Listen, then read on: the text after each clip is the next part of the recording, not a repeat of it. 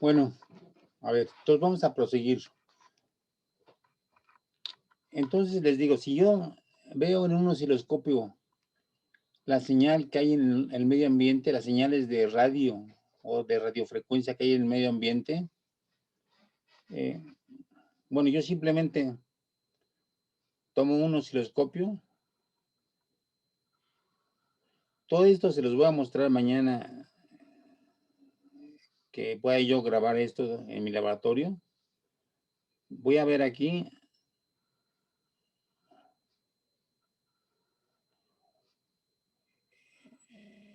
en una pantalla del osciloscopio, voy a ver aquí la señal que hay en el medio ambiente y en la otra pantalla yo voy a ver las frecuencias que hay en el medio ambiente. Sí, o sea, son diferentes cosas. Aquí, gráfico B en función del tiempo. Y en esta gráfico, la amplitud de las señales en función de la frecuencia. ¿Por qué la amplitud de la frecuencia? Porque, bueno, es muy claro, ¿no? Bueno, desde luego que el osciloscopio yo lo conecto al aire, ¿sí? Una entrada del osciloscopio y la otra la conecto a la tierra física, ¿sí? Y entonces estoy capturando, pues, todas las señales que andan en el medio ambiente. Bueno, yo vería en el osciloscopio a la señal de voltaje que estoy capturando con este par de alambres que hacen el papel de una antena. Entonces yo vería un gran ruido, ¿sí? ¿Sí? Y si yo amplifico ese ruido, pues lo que yo vería, si hago un zoom, así como se puede hacer un zoom con un celular, yo vería que este aparente ruido está compuesto en gran medida por una gran onda de 60 Hz, ¿sí? ¿Por qué de 60 Hz?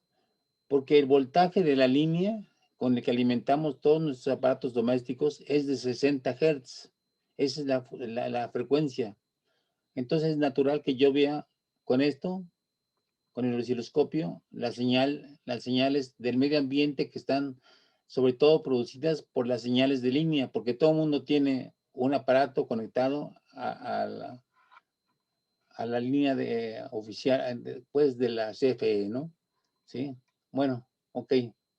Pero esta señal de 60 Hz, ojo, es de 60 Hz. 60 Hz. Pero esta señal de 60 Hz no la veo muy limpia, sino que la veo sumamente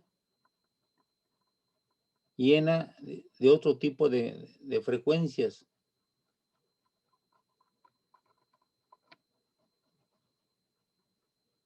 Vería una cosa así, lo vamos a ver mañana cuando les pase yo el video. Bueno, ahora, el programa que yo utilizo en mi laboratorio es un programa se llama LabVIEW, así se llama, LabVIEW.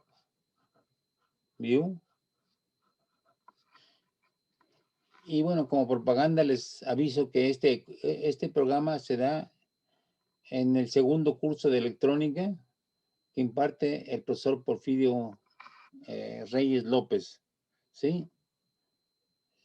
Les recomiendo, el primer curso lo tienen que tomar obligatoriamente, que es el curso de electrónica, pero si quieren seguir avanzando y ver circuitos avanzados, en el segundo semestre que da el profesor Porfirio Reyes, se ve este programa.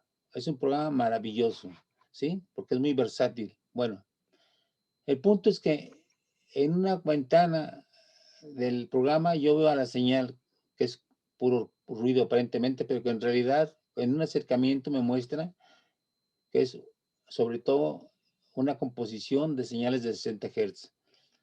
Pero en la segunda ventana me muestra algo muy interesante, ¿sí? Que me muestra que predomina, ojo, estoy graficando aquí la amplitud contra la frecuencia. ¿Por qué amplitud? Porque cualquier función senoidal, como en este campo del campo eléctrico, si fuera un campo eléctrico oscilante, una señal de radio que está compuesta de una señal eléctrica, pues sería una amplitud del campo eléctrico por el coseno de omega t, ¿sí? Y si fuera una señal magnética, pues sería B igual a B0 por el coseno de omega t, ¿sí? Pero en el medio ambiente hay muchas frecuencias. Recuerden que esto se puede escribir también en términos de la frecuencia. Entonces, además de la frecuencia de 60 Hz, que sería esta, ¿sí? Este programa me permite analizar las frecuencias de las cuales está compuesta esta señal.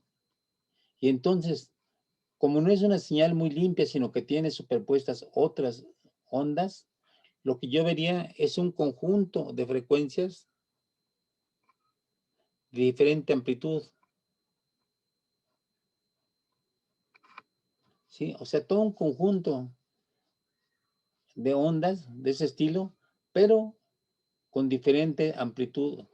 Voy a poner aquí N y BN, ¿sí? O sea, todo un conjunto. Y entonces en este programa yo puedo ver cuáles son las frecuencias de esta onda, de estas ondas que están montadas sobre la frecuencia de 60 Hz. Las de 60 Hz es la predominante, pero sobre esa frecuencia están montadas otras frecuencias, ¿sí? Bueno, entonces, si tuviera yo una frecuencia que fuera de 700, perdón, ¿de cuánto fue la frecuencia que calcularon? 734. 734. Si yo conectara mi circuito, lo voy a conectar aquí. Aquí está.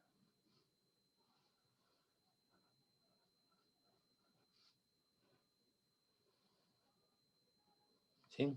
Con su resistencia aquí pequeña, ¿sí? Bueno, si yo conectara a una entrada del condensador y lo pusiera así, expuesto al aire, y luego el otro extremo, lo conectara yo a la Tierra, ¿sí? Entonces, ¿qué pasaría con este espectro de frecuencias? Al yo conectar a la antena, a mi circuito, que tiene una frecuencia natural de 734 Hz, entonces, ¿qué pasaría con esto?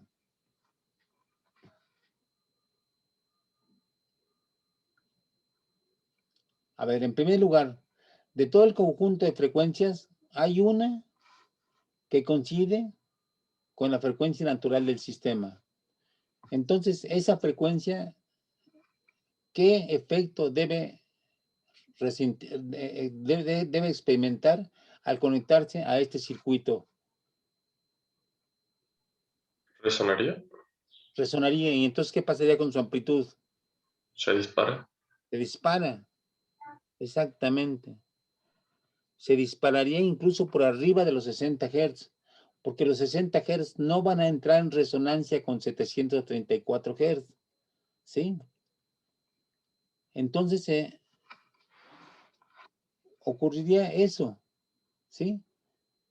Que esta señal de 734 Hz es la que yo oiría con gran intensidad, yo la vería de hecho con gran intensidad aquí en el osciloscopio.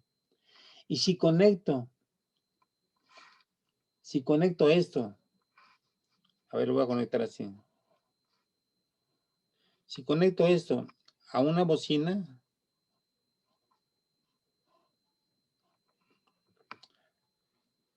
me está produciendo sonidos, ¿qué sonido me produciría?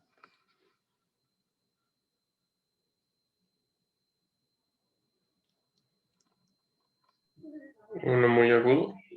Pero ¿de qué frecuencia?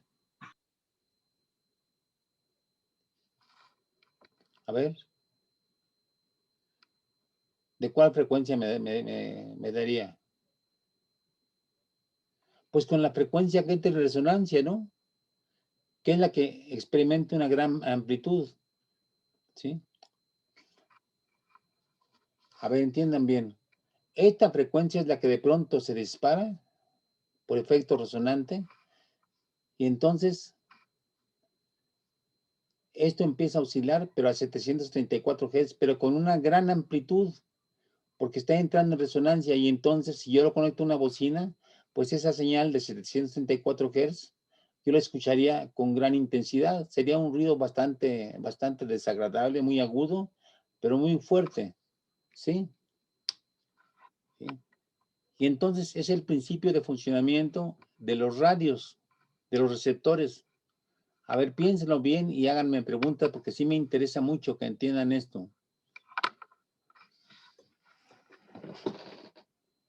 Si hay alguna duda, por favor háganla porque pues para eso estamos, ¿no? Para discutir este tipo de cosas.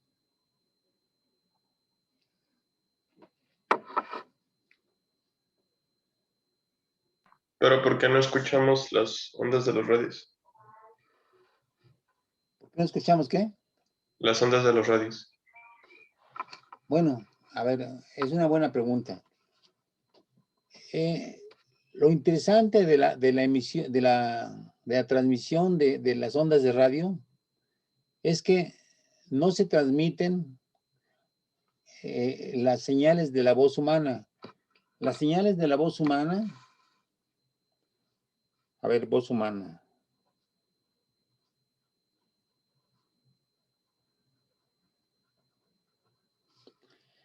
¿En qué rango de frecuencias está la percepción del oído? Nuestro oído, ¿en qué frecuencias puede escuchar? Entre 20 y 20.000 Hz. Entre 20 Hz. ¿Y cuánto? 20.000. Y 20.000. Bueno. Pero la transmisión de radio se está en los rangos de megahertz, de millones de hertz, ¿sí? Entonces, las ondas de la voz humana estarían de ese estilo, ¿sí? Digo, si emitiéramos una sola frecuencia, y en comparación a eso, las ondas de radio serían algo, pues así, ¿no?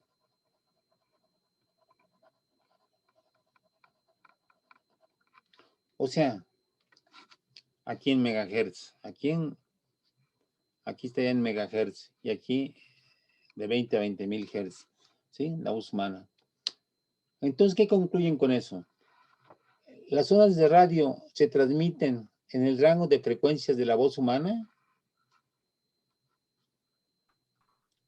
No. No, porque la voz humana jamás va a alcanzar frecuencias de millones de hertz. Ni siquiera ningún animal, ni los murciélagos pueden transmitir a millones de hertz. Bueno, pero los radios sí transmiten a millones de hertz. Y aquí viene algo muy interesante. Ojalá tuviéramos más tiempo para entender esta cuestión. Lo que pasa es que las antenas que están aquí, por ejemplo, en el Poli, en el Cerro del Chiquihuite, ¿sí? ¿Sí? Transmite ondas, pero en megahertz, ¿sí? ¿Por qué?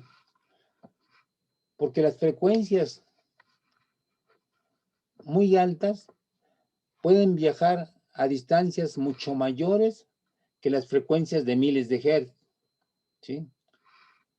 Una frecuencia del orden de la voz humana, pues llega apenas a unos 200 metros, más o menos es audible la voz humana, a unos 200 metros, ¿sí? Mientras que los megahertz pueden viajar centenas de kilómetros, ¿sí? Entonces, lo que es genial es que la antena nos está mandando megahertz, pero sobre esos megahertz está montada, fíjense, ahí está lo que es genial. Sobre esa frecuencia altísima, sobre esa, no la ve uno, pero están montadas las señales de la voz humana. Entonces, en amplitud modulada, al estar montada la señal de la voz humana en esto, esta señal adquirirá esta forma. Voy a primero a dibujar una onda correspondiente a la voz humana o al oído, y entonces sobre eso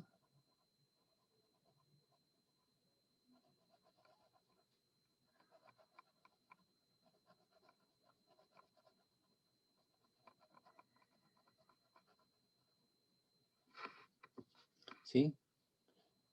Sobre eso, sobre esa frecuencia altísima, se monta la voz humana. Y entonces es capaz, gracias a que la voz humana se montó sobre un caballito que viaja a grandes distancias, se puede transmitir la voz humana a grandes distancias. Lo que hay que hacer, entonces, son dos procedimientos.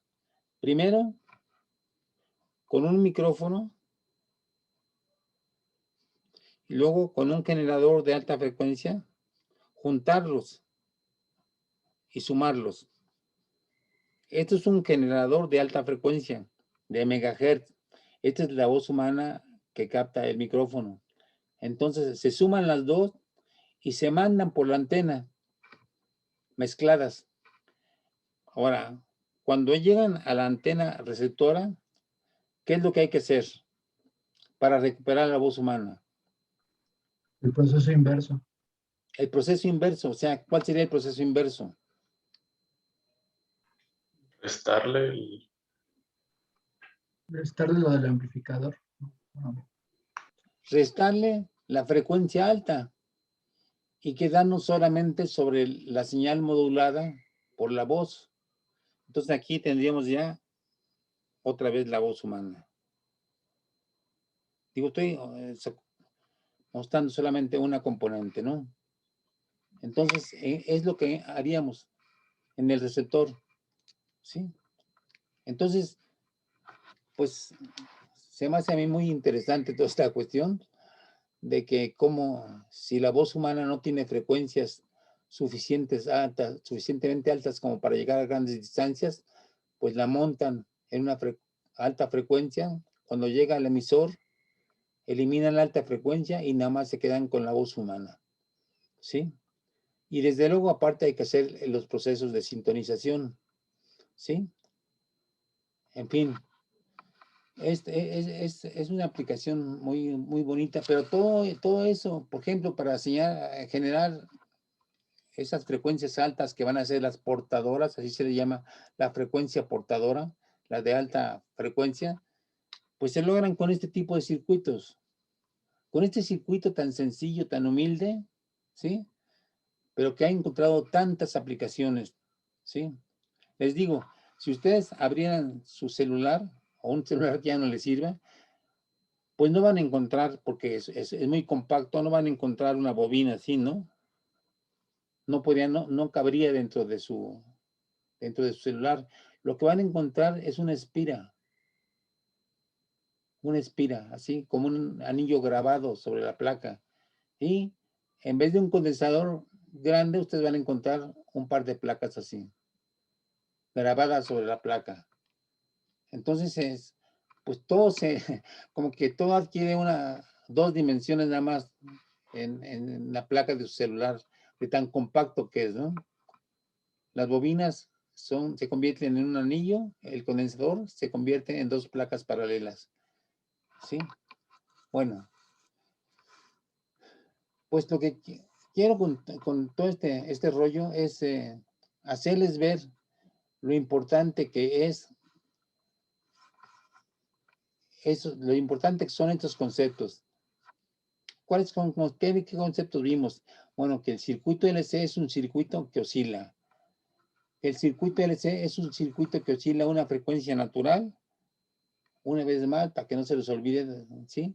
Que esa frecuencia natural es 1 entre 2pi, la raíz de 1 entre LC, ¿sí? ¿Sí? Que si L y C son chicos, todo esto tiene un valor muy grande, le sacamos raíz, sigue teniendo un valor muy grande, y que se pueden construir generadores de alta frecuencia, ¿sí? Otra pregunta, si queremos variar la frecuencia, ¿qué hacemos con el circuito LC?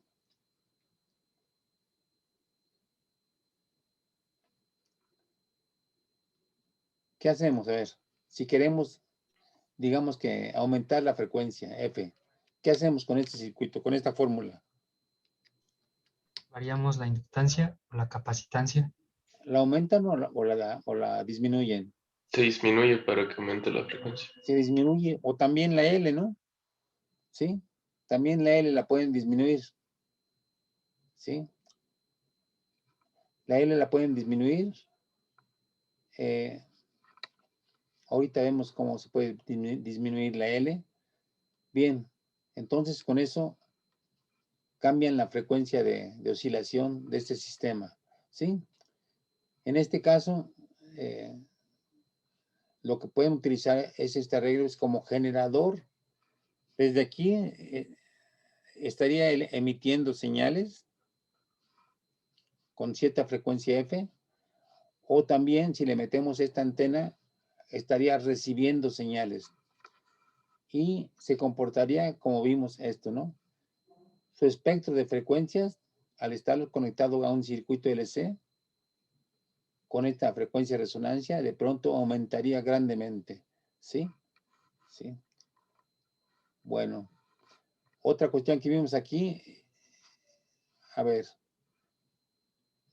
dense cuenta, yo les decía, si tenemos esta resistencia que está disipando energía en forma de calor, ¿sí? Entonces hay que suplir esa energía que se está perdiendo con otra fuente externa, ¿sí? Bueno, entonces esta fuente externa la agarramos de las ondas que existen en el medio ambiente. Les digo, si nosotros viéramos, pero si no viéramos, sino vamos a ver, ¿no? ¿Sí? Vamos a ver cuáles son las ondas que están en el medio ambiente. Es una cosa apabullante esto, parece totalmente ocupado, pero si gracias al maravilloso programa de LabVIEW hacemos un acercamiento, un zoom a esto, lo que vamos a hacer es que en realidad este aparente desorden está hecho de ondas muy precisas, pero son ondas de 60 Hz, que son las ondas que vienen de las lámparas de luz, de la misma computadora, de las conexiones que tenemos, etcétera, etcétera. Pero que sobre esa onda 60 Hz aparecen otras ondas pequeñitas. Estas son las ondas de radio, ¿sí? Estas son las ondas de radio. Y entonces, si con el programa hacemos un análisis de la composición de frecuencias, veremos que hay una onda de 60 Hz predominante y después muchas amplitudes pequeñitas, ¿sí? Ahora, si conectamos, si tiene este espectro de frecuencias, tiene la componente de 734 Hz y entonces conectamos esta antena, la conectamos aquí al circuito LC, lo que vamos a hacer es ver que entra en resonancia con 734 Hz y sube de pronto la amplitud, ¿sí? Y en ese momento, si conectáramos a una bocina, veríamos que de pronto se escucha muy fuertemente la señal de 734 Hz. Pero, si no tuviéramos el circuito resonante, ¿qué señal escucharíamos a la salida de la bobina, de esta, ¿cómo se llama? De este amplificador de sonido, de esta bocina? A ver, la pregunta es esta. Si no tuviéramos este circuito resonante y observáramos directamente la pura señal del aire, ¿sí? Sin este circuito, y lo conectamos, o sea, la antena la conectamos directamente a la bocina, ¿qué señal oiríamos? 60 Hz. 60 Hz. ¿Y 60 Hz está dentro del rango audible? Sí. Sí. Sí, recuerdan ustedes cómo a veces sus aparatos, cuando están mal conectados a tierra, emiten una frecuencia un poco grave. Así es decir, más o menos así. Es la señal de 60 Hz que están escuchando. Es que están ustedes oyendo solamente esta señal. ¿Sí? Bueno. Entonces, bueno, esta es hablamos de muchas cosas. Espero que algo se quede. Y vamos después ya a pasar a otros temas, ¿sí? Aunque vamos a seguir tratando con las ondas electromagnéticas. Antes les voy a decir una cuestión. El próximo martes les doy sus calificaciones del segundo examen, ¿sí? Y sí quisiera que el último examen no pasara del día 18 de este mes. A ver, díganme una fecha o un día que se acerca a la fecha 18. No tengo igual. A ver, consulten sus calendarios. Martes 15. ¿Cuánto? Martes 15. Martes 15. ¿No podría ser el jueves 17? Mejor. Sí. Mejor. Sí, también queda bien, jueves 17. A ver, El viernes 18. Bueno, viernes 18. ¿Está bien? Sí. Yo tengo que entregar calificaciones el día 21. ¿Sí? Pues Entonces, ¿les parece bien el viernes 18? Sí, está bien. Bueno, a Sí. ver, vamos a apuntarlo aquí, que quede testimonio de eso. El examen.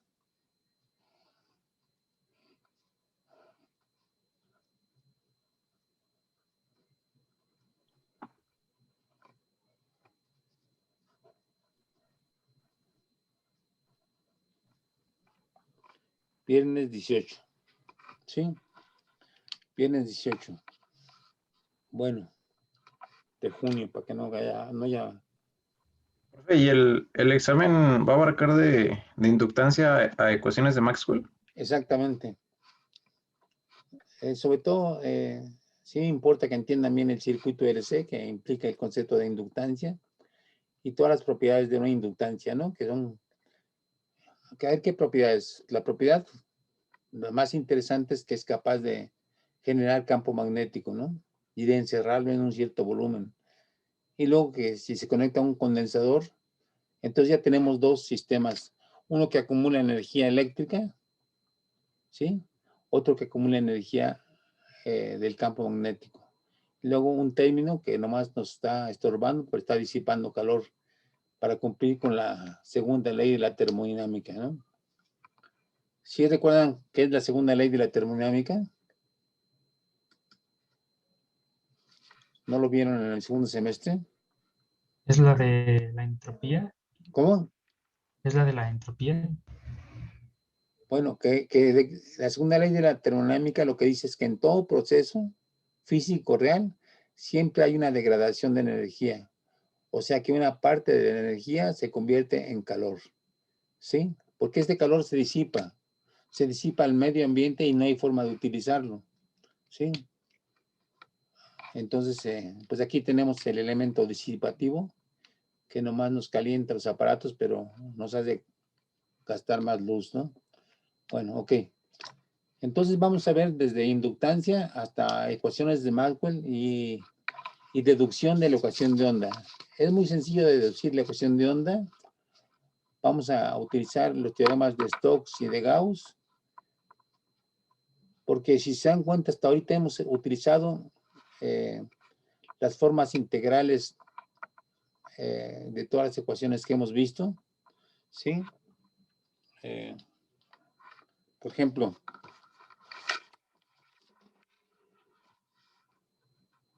¿sí? La ley de Gauss la vimos así: integral cerrada sobre una superficie desde E punto diferencial de área es igual a Q entre epsilon 0. Es una fórmula integral, ¿sí? La ley de Gauss para el campo, pues la integral cerrada de una superficie es B punto diferencial de área y es igual a 0 porque no hay polos, no hay monopolos, ¿no? ¿Sí? Y luego la ley de Faraday. Bueno, la ley de Faraday, así la pusimos, se crea una fuerza electromotriz que es igual a menos d phi b en dt. Es la ley de Faraday. Pero si integramos en una trayectoria cerrada el campo por la diferencial de trayectoria, pues nos da el voltaje, ¿sí? Y entonces la ley de Faraday se convierte en que la integral de E punto dl es igual a menos d phi b en dt. Quedaría después encontrar en forma integral la ley de Ampère, que nos daría que es igual a mu 0 por I, ¿sí? Y entonces ya tendríamos lo que hemos visto con respecto al campo eléctrico y al campo magnético en forma integral. El campo eléctrico en forma integral, el campo magnético en forma integral, ¿sí? El campo eléctrico en forma integral, ¿sí? Y aquí estamos en la parte dinámica y aquí la ley de Ampère en forma integral. Pero vamos a trabajar en que hay que corregir esta fórmula, ¿sí? Esta fórmula tal como está da lugar a contradicciones muy fuertes que fueron superadas por Maxwell y inventó un nuevo tipo de corriente que hay que agregar a esta corriente convencional, que es la corriente de desplazamiento. Fue una contribución genial de Maxwell porque nos permite unir al campo magnético con el campo eléctrico, de tal forma que donde quiera que haya variación de campo eléctrico, va a haber variación de campo magnético. Y donde quiera que haya variación de campo magnético, va a haber variación de campo eléctrico. Bueno, eso se lo debemos a Maxwell, ¿sí? Bueno, muchachos, pues entonces quedamos en que el día 18 va a ser el examen, ¿sí? Vamos a ver desde inductancia hasta leyes de Maxwell. Y a los muchachos de laboratorio les voy a entregar sus calificaciones el viernes. El viernes, el próximo miércoles les entrego sus calificaciones finales a los muchachos de laboratorio. Corran la voz.